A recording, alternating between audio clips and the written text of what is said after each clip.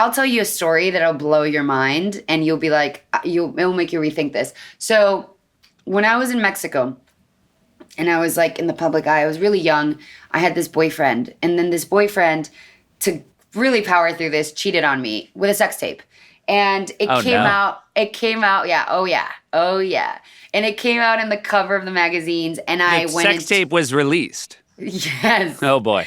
Yeah. And then so it came out in the magazines, and I was so distraught. I took a trip, like Josh, and I was like, I need to hide under a rock. I couldn't with like the pain that I was kind of going through. And so I went to LA. That was the first place I could think of. It was like, what's the first place I can fly to that I kind of knew a little bit about?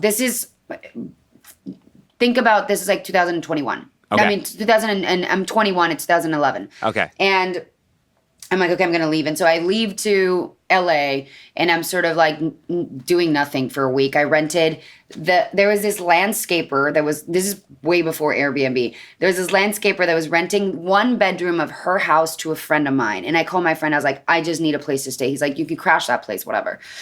To make this long story short, I was there for like 2 weeks doing nothing. And at one point, my mother was like, you're completely useless. What are you doing? And I said, Monster. And I go, I'm just, sobbing profusely over this situation.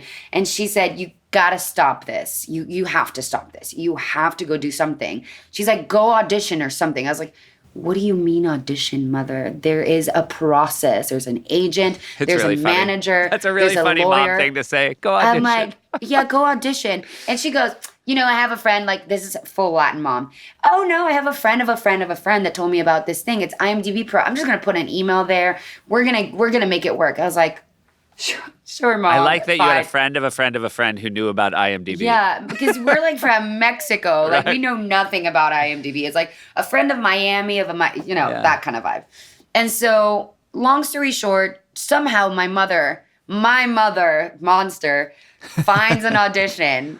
And then I go into this audition, and I audition, and then eventually don't get it. And I'm like, oh, well, that was fine. Whatever. Moving back to, that's a fun story.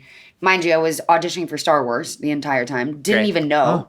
Had no clue. Because I think they do this wide search, and they kind of look at who's from other parts of the world, because they love to discover people. And so they saw this girl. They're like, anyway, that goes away.